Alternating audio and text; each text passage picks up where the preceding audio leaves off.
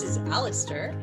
He's from the UK, and together we are bringing you Cosmic Coffee, a steaming hot cup of brew, where we are going to talk about anything and everything that is stimulating, metaphysical, quantum physics, belief systems, social rest and unrest, and all the things that we're not afraid to go there.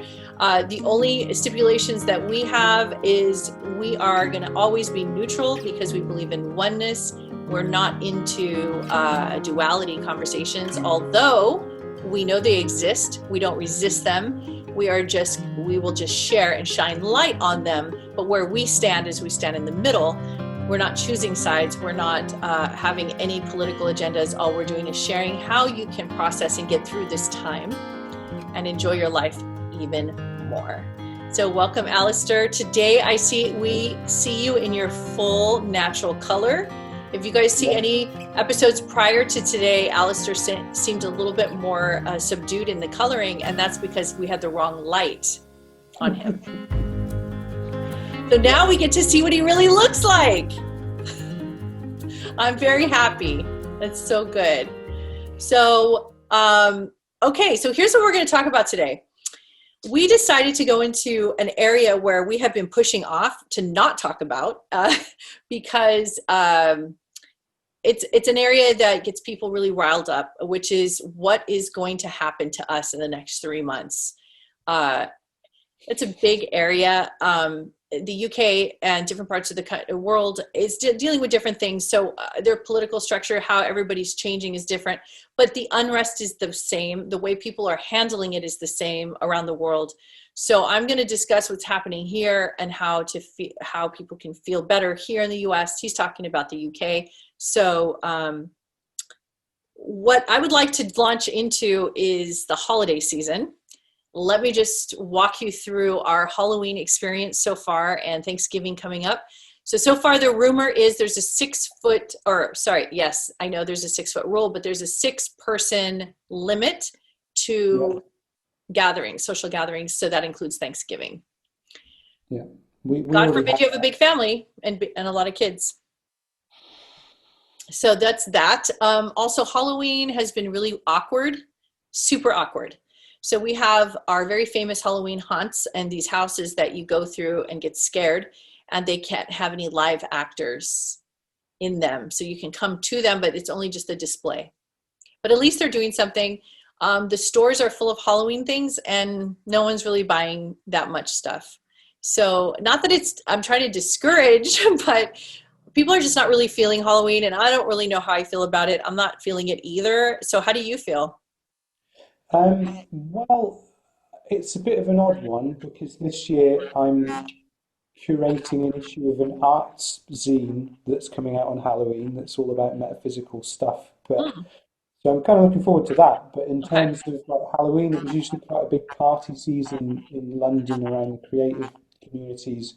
You got lots of circus performers and different like your burlesque dancers Wow. and these kind of folks. So everyone gets very ornate, and we've already got the rule of 6 here Yeah. as of 2 days ago. So I don't think any of that's going to happen really. Yeah. Bit lame. Really. Because of the schooling opening up here, so we have the universities are open, the public schools are open. So some of them in some states. So in the higher universities, there was such an outbreak, such a massive outbreak of COVID everywhere, whether you want to believe that it exists or not. It's just that they are now having to realize that they have to shut it back down again. Yeah. So this Thanksgiving, I'm not actually going to be bringing anybody over, over 6 people anyway. I just don't feel comfortable doing that. And then also the school situation, parents are just like, we don't see how we're going to have our kids in public schools like in person here in California at all. It's still online. This is a hotspot area, Southern California, especially Los Angeles. So we are, our kids are just going to be online. It may even be the whole year.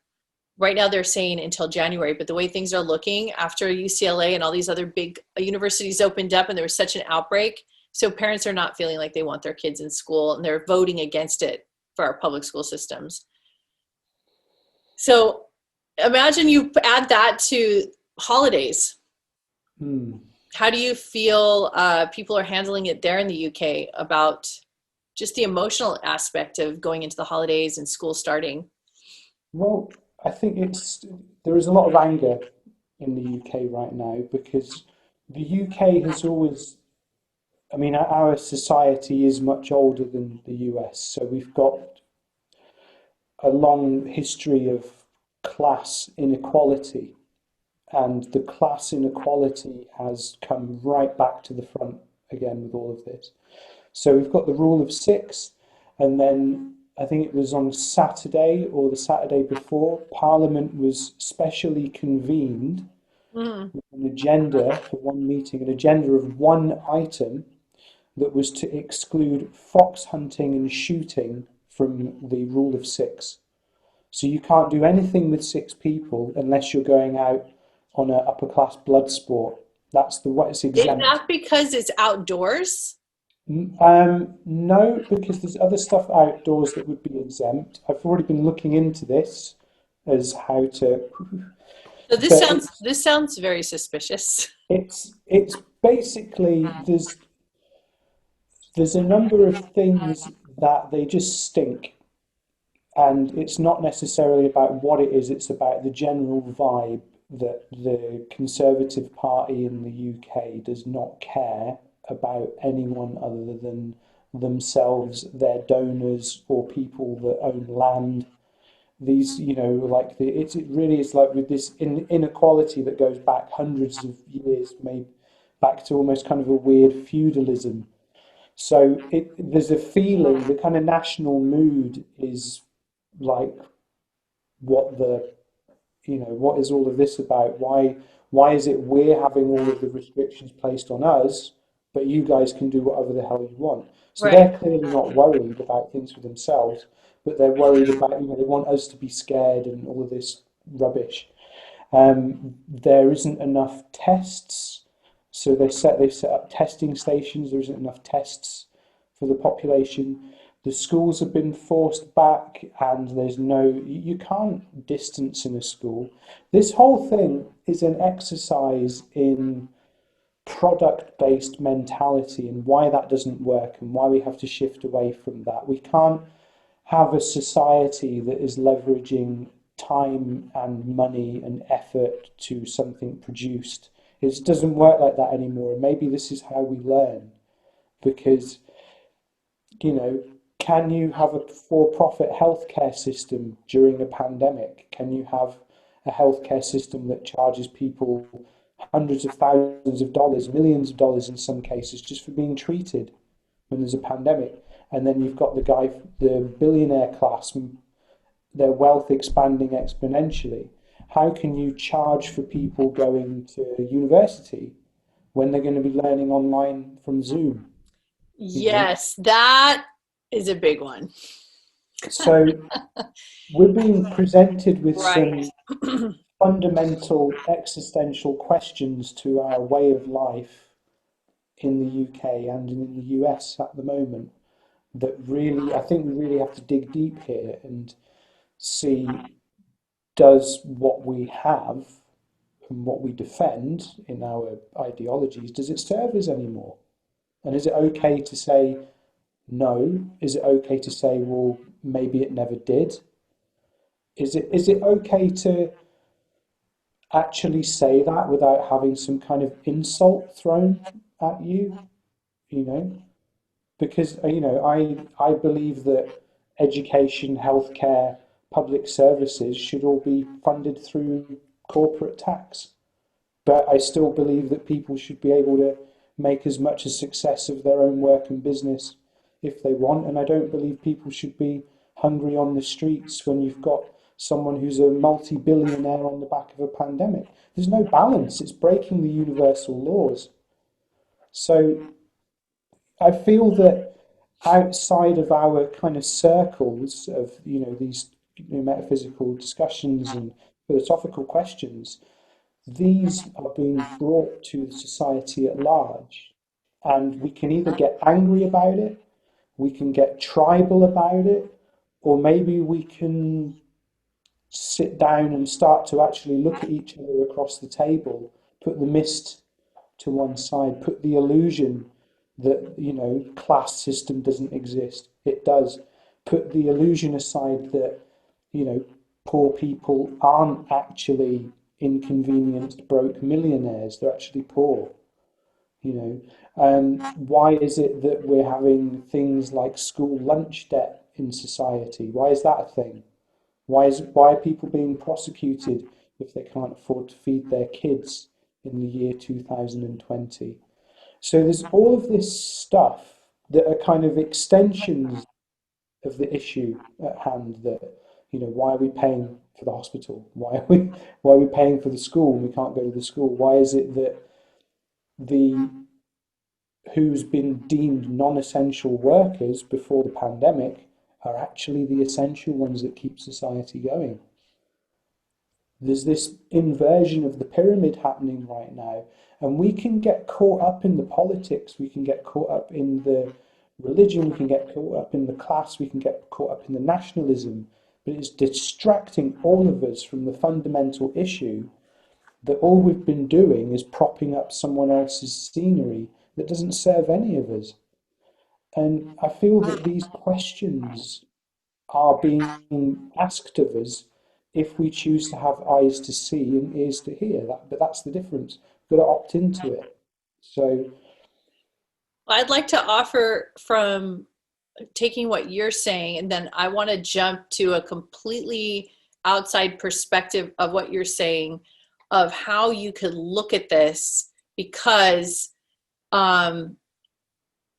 we have inside of each human being has this ability to transmute. A lot of people don't know what transmuting means, but transmuting is just meaning taking what you have in front of you and processing it through your body and turning it into something. It's like recycling and turning into fuel.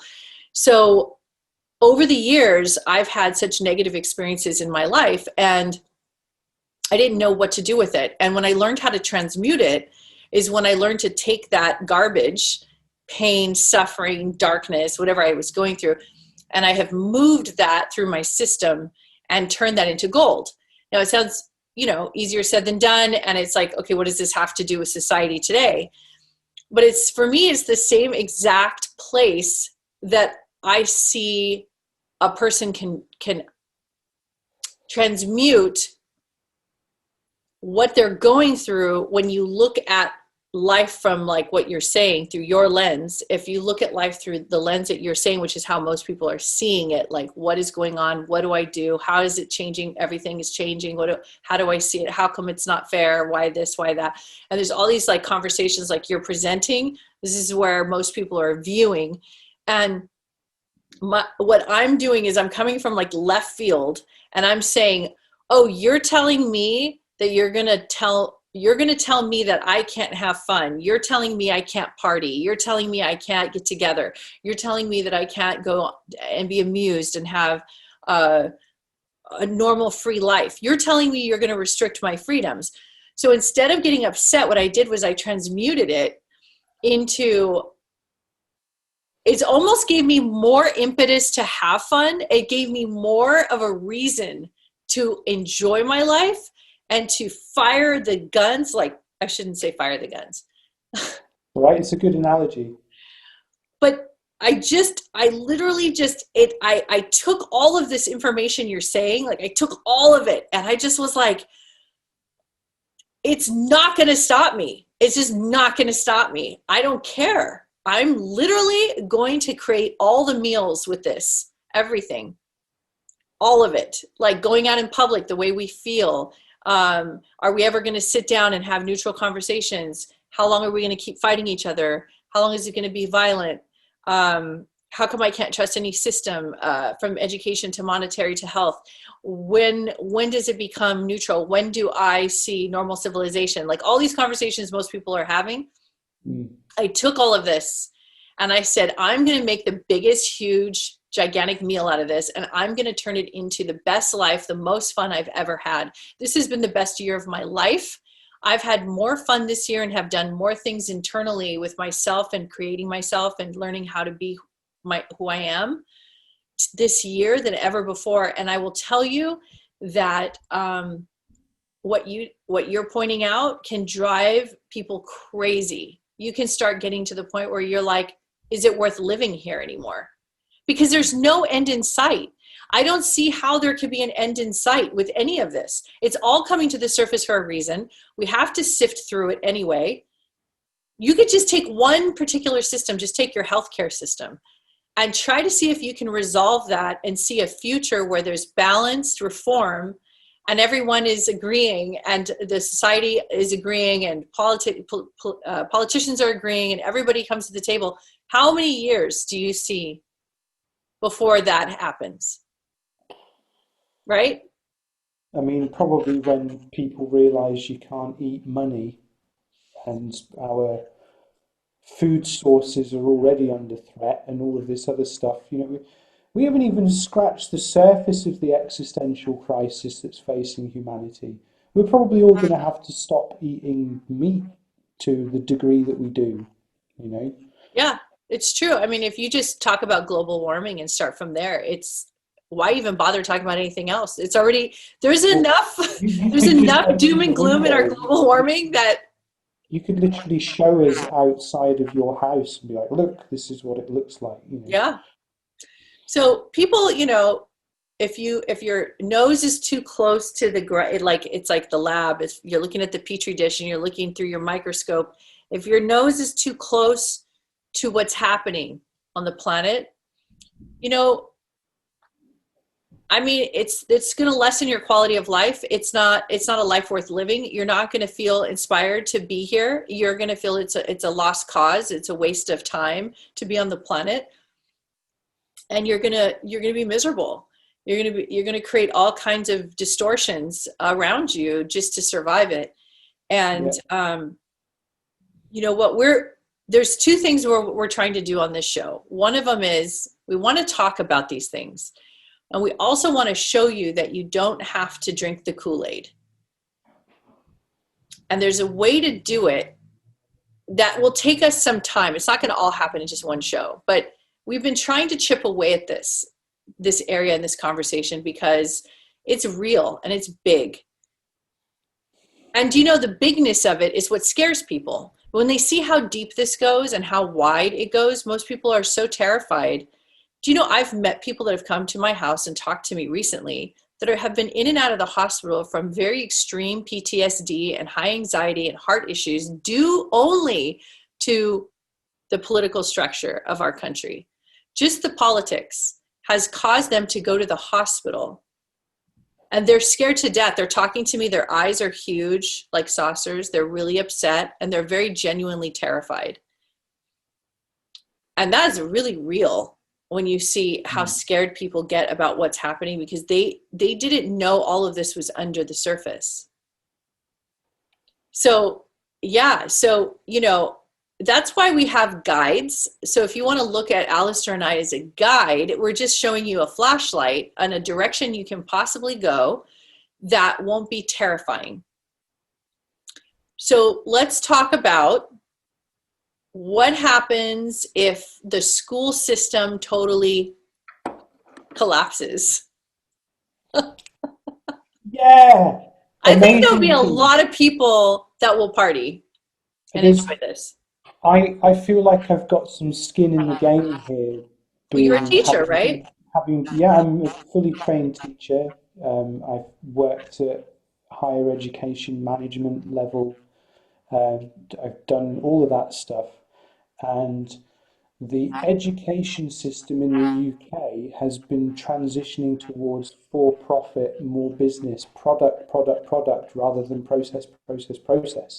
So the minute that goes belly up, that's the best thing that can happen to society, because education is not education anymore. Education has become how to put the horse blinkers on people, how to destroy their sense of ambition and intuition and thinking outside the box. So you can have dutiful little drones whose aspiration is, a mid-level management position at some BS company, to buy a new car every 3 years, have a holiday once a year, get married to someone they hate, and have a house they can't afford.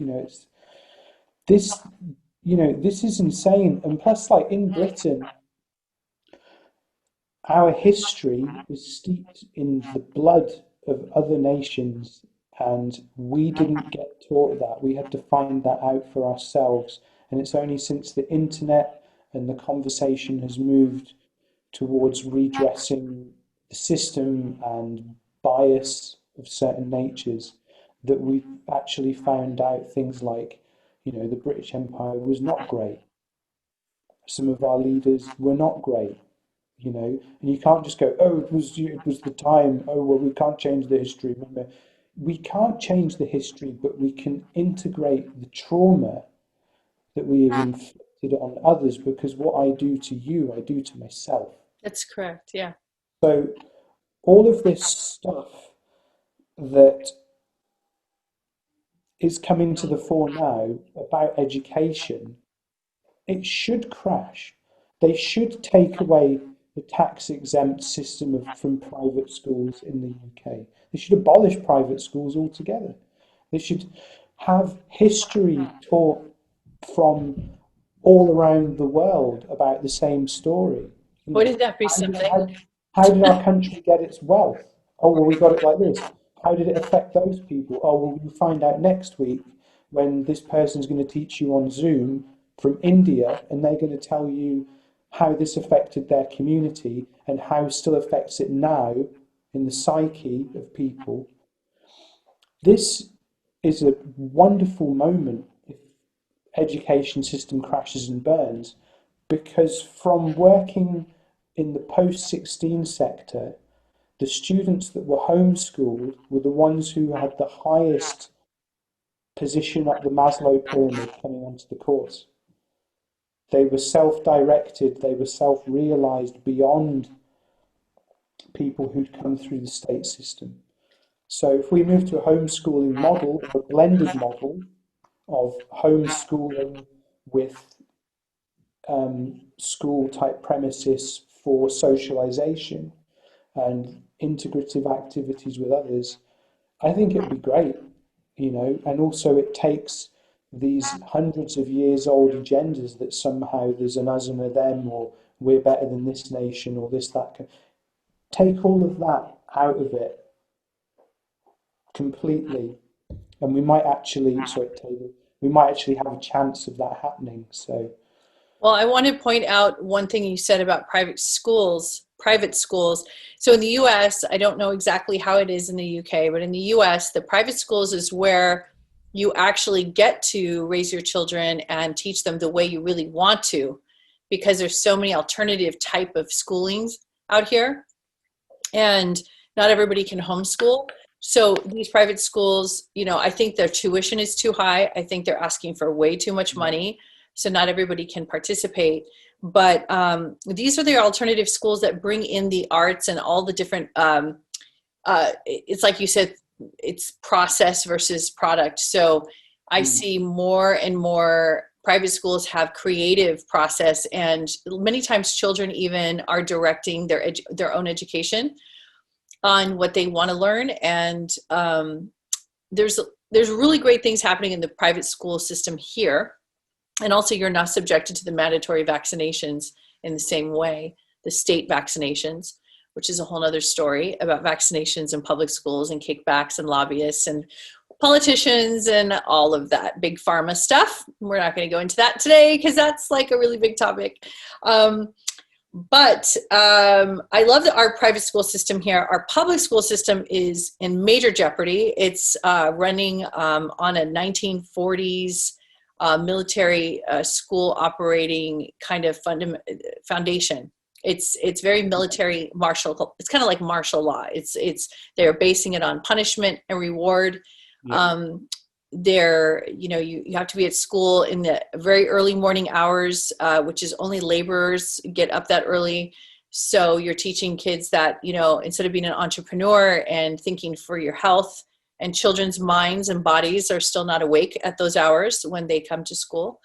So, and why so many hours, and why so many topics and subjects, and why so much of an overload, and why is there so much stress on our children?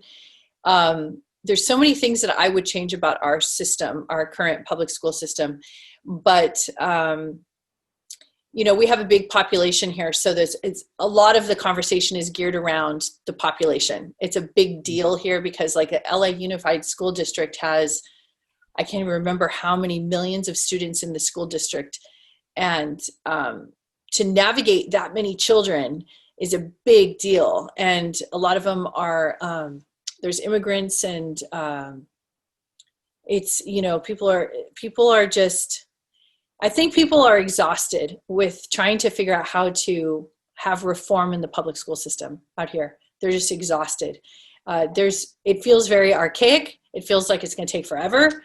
And I do want to add another thing that I want to keep bringing in here about transmuting.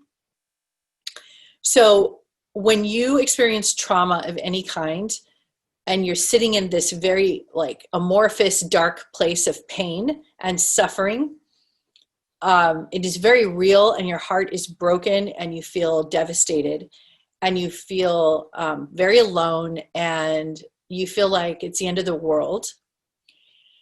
When you feel that way, it's so easy for somebody to say, well, just flip the coin over and see the positive side. It's so easy to say that. But how do you do that? How do you do that when you're on fire?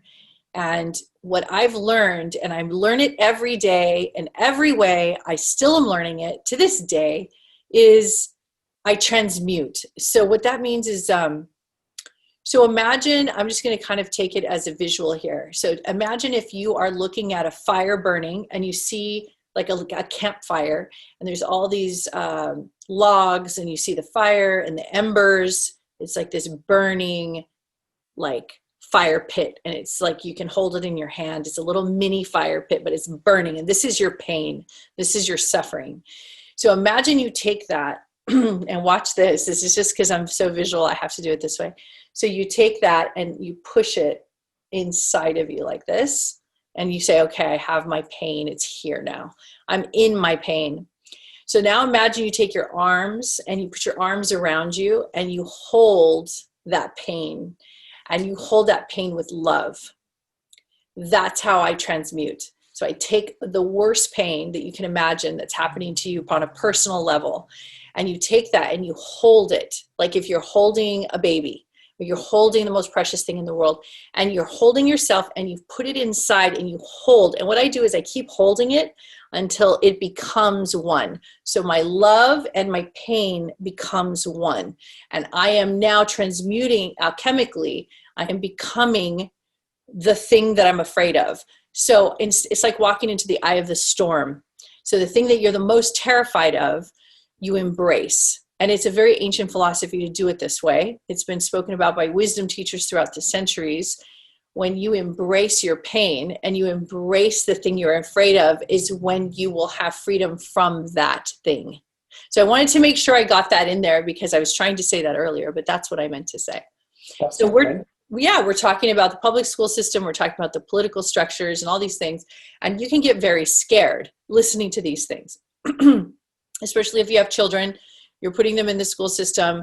They're talking about mandatory vaccinations. What does that look like for you and your family and your children? And you can get really, really scared. And to the point where you can't sleep at night, where you're seeing visions, hallucinations. People can work themselves into a frenzy.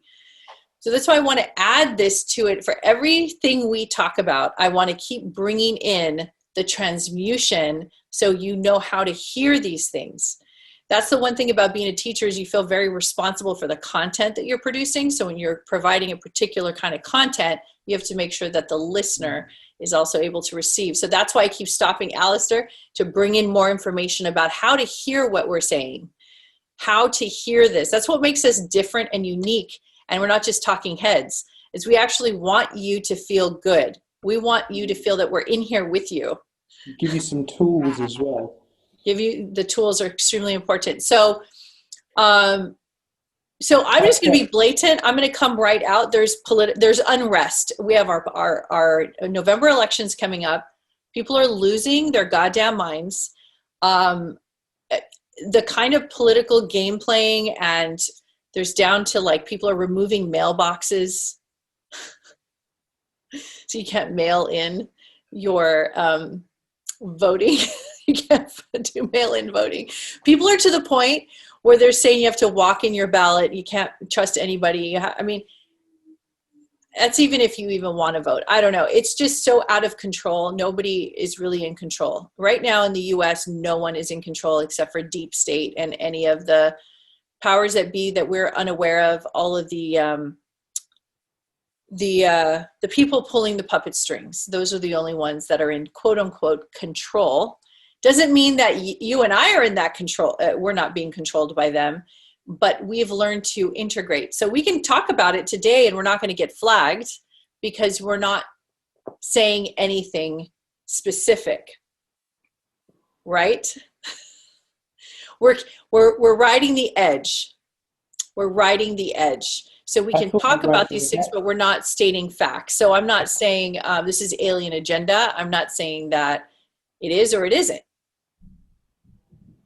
I'm just saying. We weren't going to get political today. What was that? I thought we weren't going to get political today.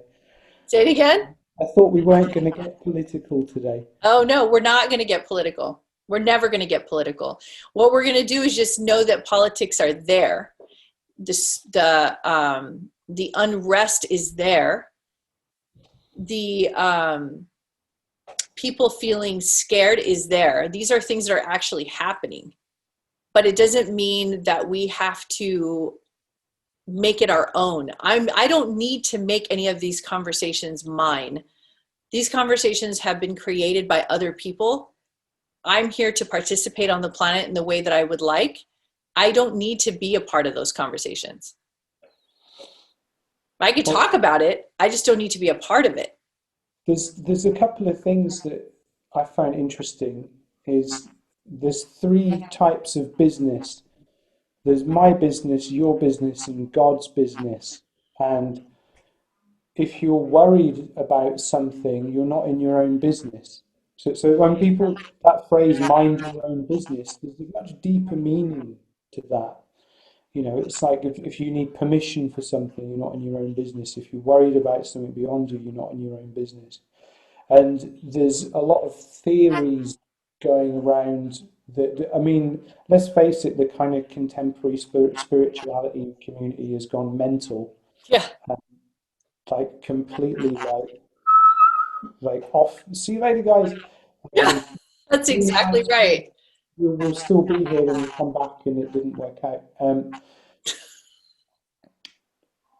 Fuck, what was I saying? Can we just stay in that moment for a second? That's so good. Oh my God, that's exactly what's happening. That's what's going to happen. People are just going to go way out on a limb, and then you and I are just going to keep walking straight in the line, and people like us. And then when they're tired and exhausted, they'll come back to the center. Because we're in our own business. We're in our own business. That was it. This is what I was going to say. This is a wild theory. We should start having little like coming in at the text in the bottom, like wild theory, like conspiracy of the week or something. The idea that somehow the world is going to get this. This is what people believe, not me personally, and I know I will preemptively speak for Oriah, as I don't think you would be this crazy, that the world is going to get licked by a massive solar flare, reality is going to split in two, people get transported off to a new Eden world of five-dimensional bliss and butt plugs, and then the rest of us stay in this horrible, industrious world of egoism and money and bleh. The idea that there is somehow going to be this new Eden has been totally misinterpreted, because essentially the Garden of Eden, this paradise, is already here, but it's here in our own business, and it's got overgrown with the weeds, and we need to pull the weeds out. We need to mind our own business. And if we do this, transmute, like you say, transform, start pulling the weeds, tending to the garden. What do we want this garden to look like? My garden's going to look different to yours, as yours is going to look different to someone else's, and so should it be. And you've got this whole amazing ecosystem if people stayed in their own business and started tending to pulling the weeds. Because there's a really good technique that I want to share from my coaching practice, the training I've been doing, called Socratic questioning about beliefs. It's a three-step process because beliefs, in terms of just being opinions that have been immersed and reinforced, and they seem to be running the show right now. So if you're in a conversation with someone and you're like they are believing something that's kind of wacky, you can ask them, "Do you believe that?" And then yes or no. Then secondly, why do you believe that? So then they can evidence the data that supports it. Question the data and be like, "Do you believe that?" Ask them that question one again. And then if they still do that, and you just ask them the final time is, "What do you prefer to believe instead?" That's true. You know? Yeah, what would you like to believe instead? That's a huge one. Yeah. So It's thinking outside the box and letting yourself have permission to have a different way of being, a different perspective. yeah. Because you can live into that. People think, oh, it's just wishful thinking. It's not wishful thinking. You can actually create any reality you want. You don't have to be in any one reality that you don't want to be in. This is a multiplayer game with 8 million people all playing different games. You're not forced into any one way. There's not one way. There's only your way. So we are the content creators. That's it. And those beliefs, if we're not careful, they're like the glasses that you see the Yes. world through. This is everything that's ever happened to me, everything that it's ever made me feel. And here Yes. we are like, oh my God, this is how I see the world. Look at that, the light's there. But Yeah. then through these practices, that's just one technique, but through these practices of analyzing and clearing the beliefs, I'm not wearing the glasses anymore. And the clarity allows us to see the divine and the magic in the moment of existence, and the moment is eternal, that now, that's always happening. And I think we get too lost in this. We get too lost in what's going to happen to the economy. Who gives a shit about the economy? What's going to happen to the schools? Who gives a shit about the schools? What's going to happen to the government? Who gives a shit? It doesn't. None of it matters because it's all like waves on the beach, rolling in, rolling out. Whatever you do, the sea is still going to do that. There's another way you can say what you just said for the people who have such a hard time hearing the words "who gives a shit." I have another option. It's the same feeling because it's the same, you end up in the same place, which is, okay, give a shit. If you need to give a shit, right? But take that shit and fertilize it. Use it for fertilizer. Yeah, Take the shit and become one with it. So so people will say, okay, so you're saying violence is, okay, so that's my shit. Okay, I give a shit about that. Violence. How am I yeah, turning that into something good? Well, that's the easiest thing in the world. You go to love. Hello, that is exactly what you do with it. You bring love energy to it. Love is intelligent. It's an intelligent force. If we all were experiencing love with one another, we would not even be experiencing anything that we're experiencing now. So love energy is so powerful that you can transmute anything. Now, it's only for the experiencer. That's the key factor. You're not doing anybody else any favors. Yes, you make life easier for the people you live with, but it's not really about that. It's about your personal experience. So you end up in the same place that Alastair is talking about, which is I'm having a conversation with the viewer and with you, Alastair, at the same time. So you'll end up in the same place where you don't give a shit and then you become one with the experience, or you do give a shit but become one with the experience. End result, become one with the experience. End result, that is the final frontier, is what we're trying to let people know as you're going through this next 3 months. You're going through the fall season, you're going through political unrest, you're going through the pandemic. What are you going to do with this information? How are you going to process it? How are you going to transmute it? You can't tear your body into pieces with torture devices. Those days are over.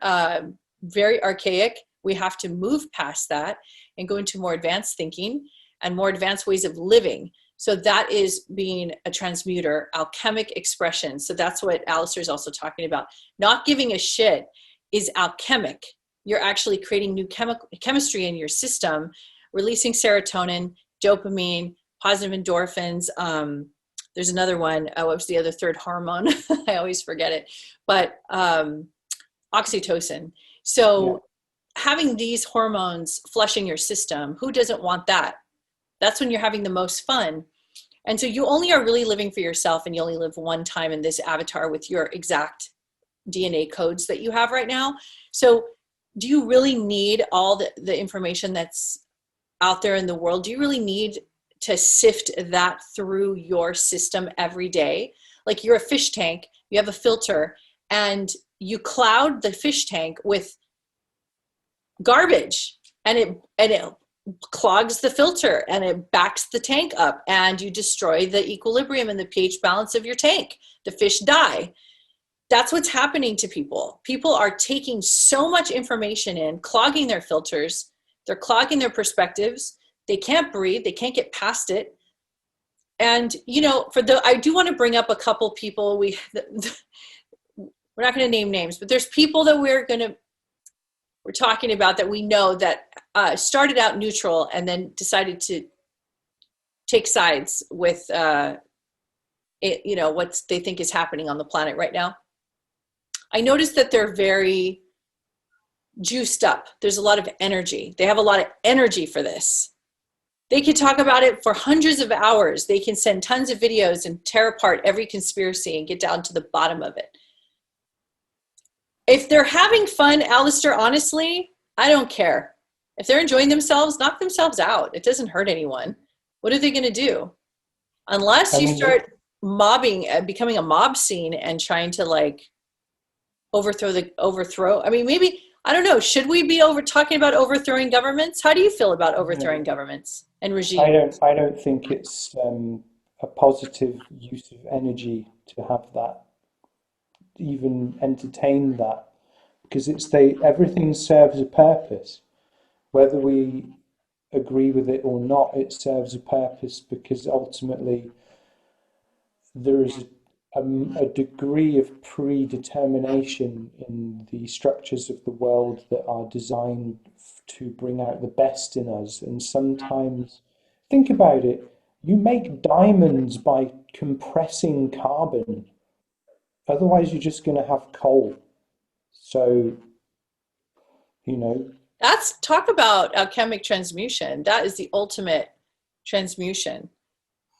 And we needed coal for a long time in our planet, and we need diamonds for whatever reason. Maybe not so much anymore, but transmuting is everything. This is where it's at. And there are times I'm sure you feel this way, Alastair. I don't know. You've never told me you feel this way, but I have a feeling you might. But there's times where you want to get up on the rooftop and you want to bang the drums, and you want to bang your chest and just say, "Hear thee, hear thee. Everyone listen, listen up. This is a class.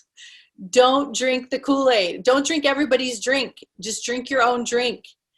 Yeah. There's times we want to do that. There's times we want to ring the bell, the big church bell, the big steeple bell. We want to get everyone's attention and get everybody to calm down. But I guess it's just one person at a time. We can just only do what we can do, just going online, talking to people, bringing these videos, keep sharing this information. Don't get tired of sharing it. Just keep going. Well, the conversation evolves every week because there's something different to contend with. Yeah. I think the difficult thing, I mean, people can do what they want. It's really of no consequence to me. When I talk about not giving a shit, is because I give so much of a shit that the only option is to not give a shit. Right. You have to turn that shit into gold. You have to. If you don't, you will suffer such extreme suffrage. It's like a walking death. You're walking around dead. You feel so miserable if you do not accept the reality that there's other people that are going to do what you do not want them to do. And people are just going to behave in ways you don't want them to behave. So how do you handle that? You have to, there's a way to release it. You have to surrender to something. Something has to give. The pressure system, the pressure valve has to erupt. If we kind of thinking about the sort of the coaching world in terms of beliefs and empowerment and realization, like, because those four stages of awakening, victimhood, empowerment, surrender, and then the true enlightenment. And so many people are entrenched in victimhood, where they Yeah. believe in the oppositional narrative, It's accusing each very other. it's very seductive, Alistair. It's very seductive. Being a Well, victim is one of the most seductive, addictive experiences, dramatic experiences that one could face. well, yeah, because you don't take any ownership for what's happened to you. You A know, lot of that just comes with lack of education, lack of awareness, lack of understanding, not really knowing why the thing is happening in the beginning, why it's, the more you take steps back, the more you review your notes and look and see why things are occurring, you can become more at peace with it. But even if you know all the answers, does that mean you still are good with it? Like I could go back and discover everything about slavery and learn everything about slavery, but it doesn't mean I'm going to be good with it at the end of the day. I'm never going to just be good with it. But what I will do is I will own it, that experience I'm having of what it feels like to learn about slavery. I can well, own, you will be able to understand better why some of the systems in society are biased in the way that they are. right. Much better than someone who's just going to go, "Meh, meh, meh, meh, meh, this is not true," and this bullshit that people come out with, that they just parrot a very hyper partisan view that this is a conversation we don't need to have. It's a conversation we do need to have. And if it makes people feel uncomfortable, then good, they should. So if you go and learn about it and own it, that's great. Because then that shift in your resonance through knowledge will Yes. change. Wisdom is power. People think ignorance is bliss, but no, honestly, when you take the blue pill or the red pill, or whatever it is, and you wake up and realize that it's time for you to really understand who you are. It's how you see these realities. It's how you see life. It's how you see your inner environment, your infrastructure that you live in your home, with the people that you're with. It's how you see, how you interact with society around you, how you receive information with the data that you are listening to or hearing. It's what you do with this information. That's everything. Yeah, That is everything. And as we're getting ready to go into these last 3 months, we're getting ready to go into the holiday season. We're getting ready to go into cold weather. This is when there's going to be another outbreak. This is when kids are going to be emotional. Parents are going to be emotional. People are going to be emotional. And who knows what the weather's going to look like. It's just, we're getting ready. Like I do see people are scared as they're walking around. The most that we can do for those of you that believe or feel similar to Alistair and I, the most and the best we can do is to provide a kind of a safe refuge energetically for the people near us or people in close proximity or listening to us, that you can create kind of it's a place to rest, that you can come and relax and know that there's no judgment. So Alistair and I, I know there's no judgment. We're not judging how you see anything. It's just, we're showing you there's ways that you can do it to feel better in what you're seeing. yeah. But it's like, humans have got a lot in common with hot air balloons in that Yeah. they're both designed to fly. And the hot air balloon can still take off with all the sandbags in it, but it's going to require a lot more force and energy to fly with all of that weight. So I just kind of want people to think, do I really need to carry this bag? Right. Do I really need that? Can I just make it a bit lighter for myself right now? Because You know what I started doing recently? This is very recent. I'm going to share this with you. I've never shared it with anybody before. When one discovers a painful area, so you're going along your merry way, everything's okay, you've been transmuting, you've been living life good, you're walking, you're going through life, and you're like, thumbs up. And then you slip and fall into this little section you didn't see inside of yourself. You face something that is extremely painful. What do you do with that information? What do you do when you're in extreme pain? Because when you feel that pain, it's really real. So what I've started doing, this is all very new for me, is I use the technique of transmutation, which really works. But furthermore, I'm actually hacking through that even faster, and I'm just becoming instantly grateful for it. Instantly, I go to gratitude. It's like, you know, when you're beating a prisoner, you're with a big like weapon, and the prisoner just goes, okay, okay. And then at one point you just surrender into like, I may just die at the sword. I'm just grateful for the existence that I've had. You get tired of being beat up. So I'm tired of being hurt, and I come from domestic violence, victimization, blah, blah, blah. So I have all this like data, and I've cleared it, but my body, my cells in my body know about how much pain I've endured. So I'm at a place now when I feel pain, the second I feel pain, and it's that familiar feeling like something is cutting your heart in half. When I feel that, I immediately bow my head in gratitude. I immediately go to gratitude, because it's the fastest way to transmute. It's the fastest way to disarm. It's the fastest way to get you off the hot seat. It's the fastest way to get you into another perspective so you can see a bigger picture. And I don't have any more interest in living in pain and suffering anymore. I'm maxed out. I've paid my dues. Like, I'm good. I've already like earned my stripes many times over. So I'm very grateful that I know and have learned this little hack. It's a hack. It's a fast hack. When you feel that sharp shooting pain, you just go into gratitude, and in grace and gratitude for the experience of being human, grace and gratitude for the experience of what that means to be in pain and what that means to be alive and exist, grace and gratitude immediately for not even knowing how to solve it, not even knowing exactly how to disarm your pain yet, but you're in gratitude that you at least can catch it from grace, and you don't have to hurt yourself any further. And so then you can transmute at your own pace, at your own time later. But it's a fast way to get out of pain, and it has been working for me. Because when you express yourself and you come out in the open and you expand a lot in your life, you put your feelers out there like you do, Alastair, and you always do that. You put your feelers out there. And when you put your feelers out there, you can get hurt. You can get your fingers cut off, you know, because you're putting yourself out there. That's why so many people self-isolate and they stay indoors. They don't want to come out because they don't want to get hurt. So I understand. And then there's others of us that are more adventure seekers. And we go out there, we put our feelers out, and guess what? We do get hurt. It happens all the time.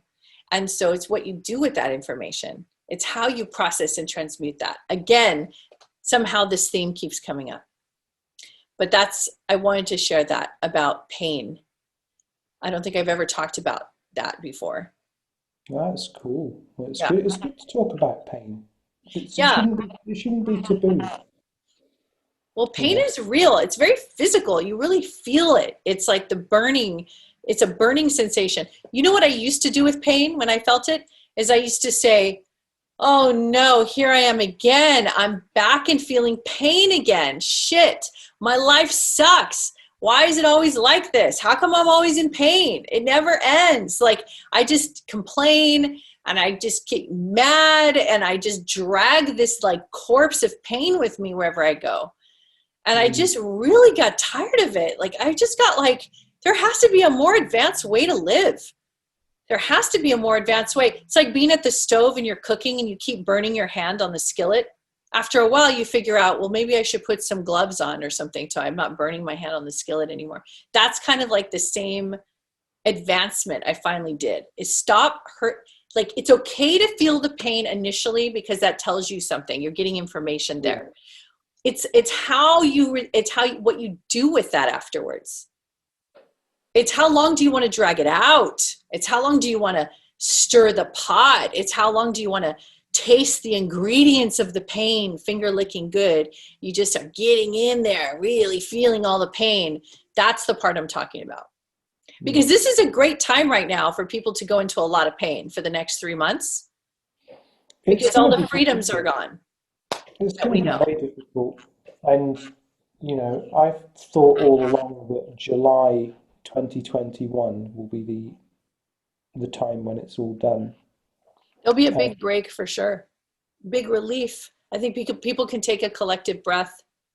yeah, and it's, you know, the world is a living, breathing thing, and we are on it. And the idea that we've somehow been able to master it is one of the most arrogant things of all time. And if it means we have to spend about 18 months or so of restricted, seemingly restricted lives, whereas actually all we're doing is this big cocoon has gone around us, and we can spend it with the people dear to us. We can focus on ourselves. We can focus on projects. We can refocus the course of our lives. That's right. There's less distractions. Yeah, we'll look back on this time and it'll be a gift. It'll be those people who are like trying to get back to normal, as in like working the jobs they hate and drinking their minds out when they're not at work, and they're really going to have a hard time. And I feel for them, because it's not, we've all lived that existence. I don't say that without empathy, but I know that we can talk like this, and there's still days I wake up and I'm like, oh man, like I really want to play a gig, or like I really Yeah. want to throw a party, or I want to do something, get everyone together. Yeah. Like I miss going to movie theaters. I miss normal dining. I miss just basic little things, going to concerts. I don't want to sit in my car in a concert. I don't want to have a mask on. So it can hurt your feelings. You can get really hurt. But conversely, I'm not going to spend all of that time angry because it's bad for my heart. It's Right. bad for my immune system. Stressing the body brings your immune system down. You're more likely to get Mm, sick anyway. that's right. It's not a conspiracy to say that it's going to be worse over winter because you've got COVID and the flu kind of coming in like the Legion of Doom tag team. Right. And if we're stressed and angry and raging and frustrated about all these different things, we're creating an ideal environment for ill health. Right.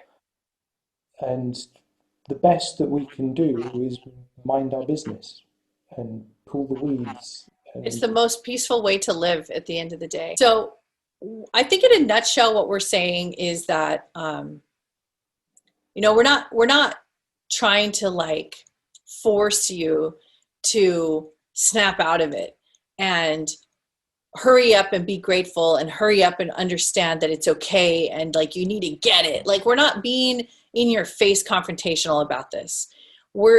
Some people feel pressured because, just because we understand it, it's not that easy for everybody else to get it. So when you hear us talking like this, I don't want you to feel this pressure of like, well, what happens if I can't get rid of the pain? Am I a bad person? Did I do it wrong? It's just, you're starting to reevaluate your belief systems, and you're starting to reevaluate, like Alastair said, we're now in a cocoon, which is a really great way of saying it. And we have this opportunity to isolate our environments and be quiet and go within and really focus on ourselves and really grow. And even myself, who's been in this work for a very long time and have been teaching for a very long time, I still feel pain. But this time when I feel it, I'm fascinated. I'm interested. I want to know more. I want to know the details. And not because I want to dig the knife in any deeper. It's because I want to release the pain. So therefore, knowing more and feeling more lets go of the terror of the unknown. And when you're in the unknown, that's when you get scared. That's when people get scared because they don't know what's going on. So if you just embrace that it's okay to not know what's going on, it's okay to be human, it's okay to feel pain, it's okay for all of this, but it's also really okay for you to feel good too. It's also okay for you to experience massive amounts of love.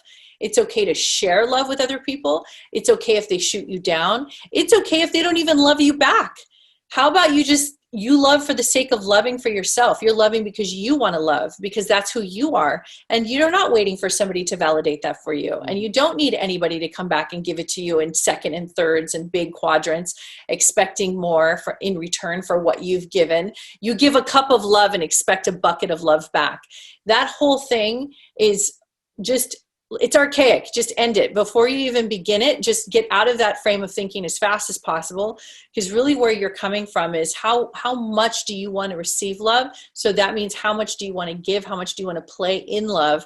And in order to do that, you have to surrender to the idea that love exists. You have to surrender to the love within yourself, the love that exists on the planet, and the love that is capable in other people. And it's going to take time. This is a process. The garden, you can't rush the garden to grow. This is a process. We're in process right now.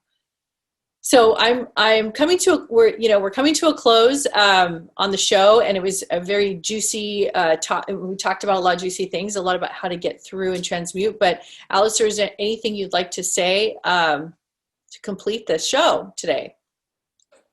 Just remember that in the cocoon, the caterpillar turns into a goo before it turns into the butterfly. So it is natural for everything to feel like it's coming apart and weird. Just be in your gratitude, everyone.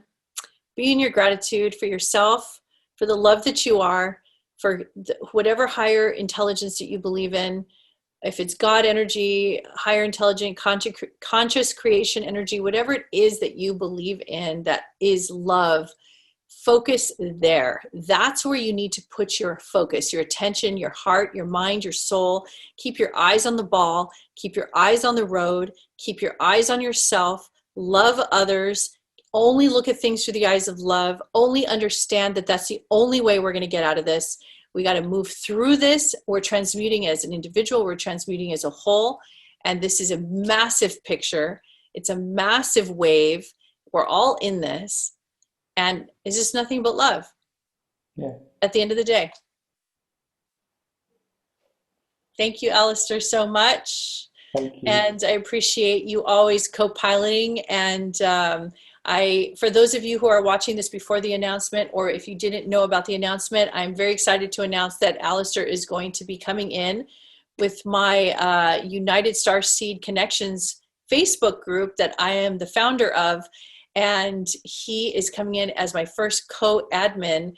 And I am very, very excited to include him because I'm very picky and I don't really want like 7 or 8 admins. That's not what this page is about. It's a very particular form of communication that we're doing. We're delivering information in a very particular way. It requires a lot of insight, foresight. We have to be very connected to the material and content that we're providing and what we are allowing into the group. So I trust Alastair, and he is taking the torch, and we're going to just do this together. So I'm very excited that he's going to be joining us on our Starseed page. So thank you, Alastair, for taking us on. It's a pleasure. Thank you for having me.